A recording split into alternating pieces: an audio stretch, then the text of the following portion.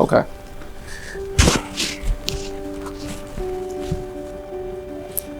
Red, can you hear me? All right. All right. Daggy. We're back again with another opportunity to connect in a special way, in a way that only we understand, which is at this point in life super special to me, as we celebrate 3 years now of, not hearing your voice. Almost 3 years. So I just want to say happy birthday to you. Before I start this selection, this reading, and just know that it's not a day that goes by that I don't think of you in a physical sense, but there's also a day that doesn't go by where I don't believe you're with me still, because I truly know you are.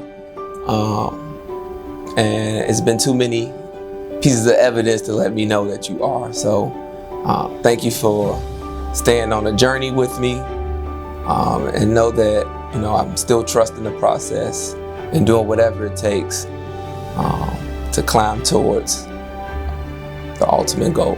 So I love you, Daki. And we're gonna jump into the reading this year, which is Beautiful Black Bird by Ashley Bryan. And I think as we get through the story, people will understand why this book was selected, because for sure you were unapologetically black, which I love to the core. But more than that, you were unapologetically you and willing to share yourself with others, even though they can emulate but never duplicate. But you were okay with that. And I think this book does a good job of tying the two together. So, Beautiful Black Bird, again, by Ashley Bryan.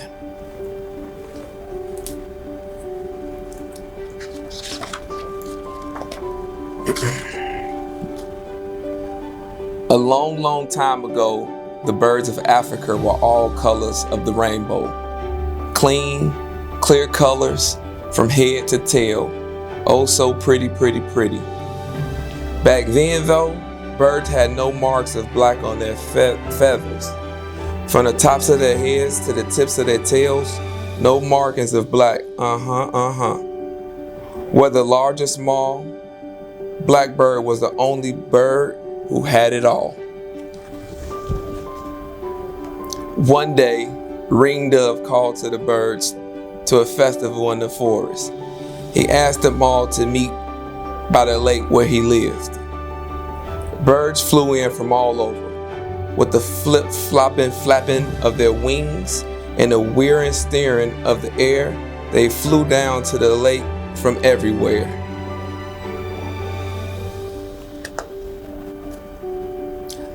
The birds' colors were mirrored in the waters. They were red, green, yellow, purple, orange, and blue, pink, then black. Black. Blackbird, Blackbirds too. Ringdove called, cuckoo, cuckoo, cuckoo, cuckoo. I have a question for you. Who of all is the most beautiful? The colored birds never raised a wing. They raised their beaks and began to sing. Blackbird stands out best of all. Blackbird is the most beautiful. Their feathers gleam all colors in the sun. Blackbird is the most beautiful one.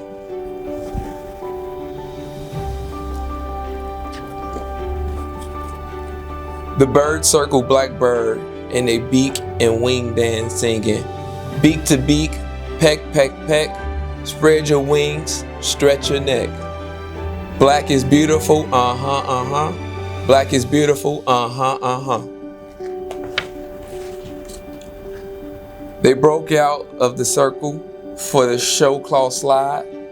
Tip, tap, toe left, spin around. Toe tap, tip, to the right, stroke the ground. Wings flip flapping as you glide, forward and back, and the show claw slide.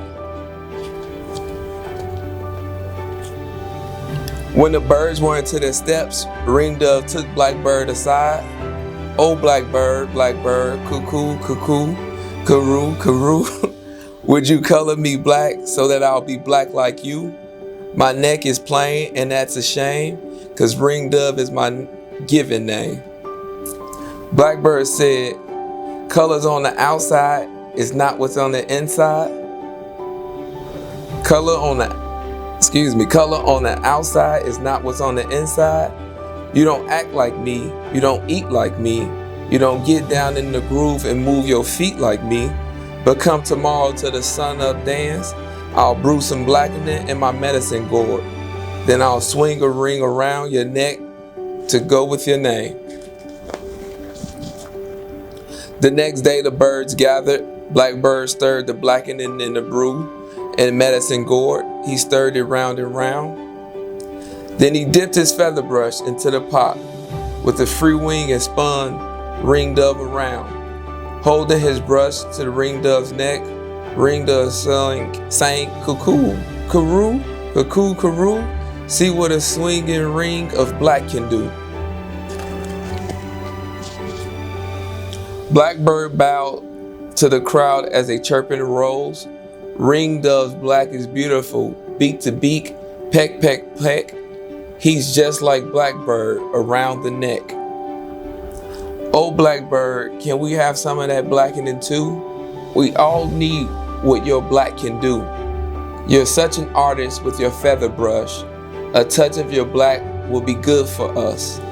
Blackbird said, tomorrow I'll mix the rest of my black roots into the large medicine gourd. I'll give what I can give until it all gives out.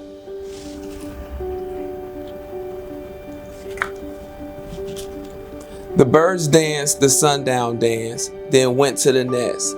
All through the night, the birds dreamed of black. Black markings on their head, tail, wings, front and back. Oh, black is beautiful. Black, black, black.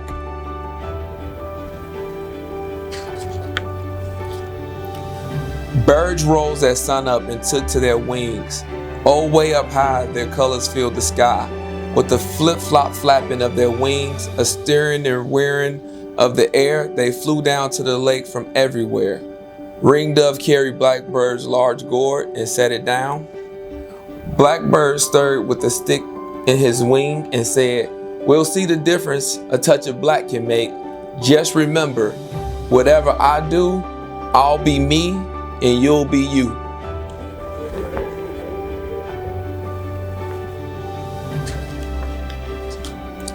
Blackbird tipped his feather brush into a pot and tapped our dots. Some were large, some were small, close together or far apart. It was a challenge to Blackbird's art. With strokes long and short, he painted stripes. Blackbird swept his brush strokes steady. He drew lines only when his brush was ready and full with the black brew. The paint in the gourd was getting low. Blackbird still had more to go before he decorated the birds with black. One and all, save some for us, cried some birds.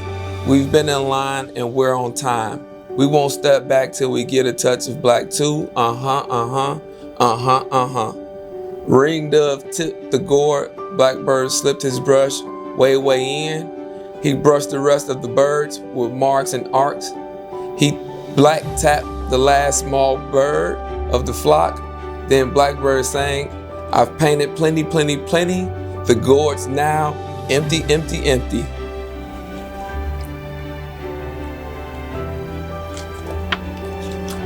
The birds surrounded Blackbird and sang, our colors sport a brand new look. A touch of black was all it took.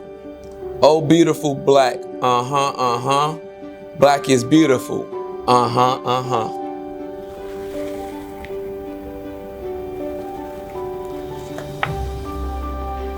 And there's Blackbird riding off.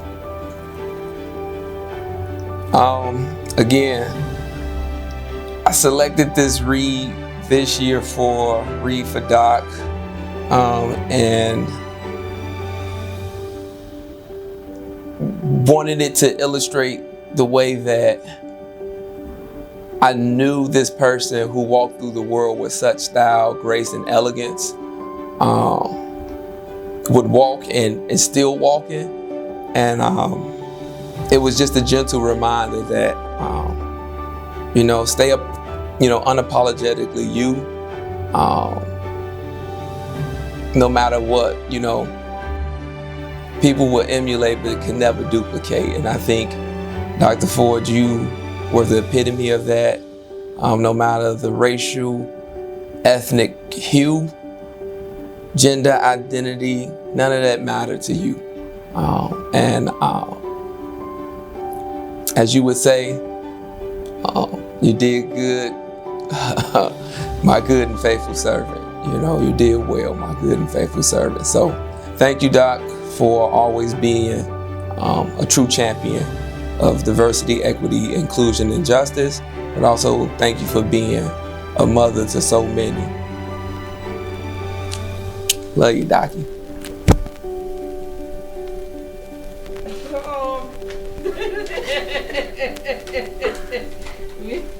We ain't gonna be crying today.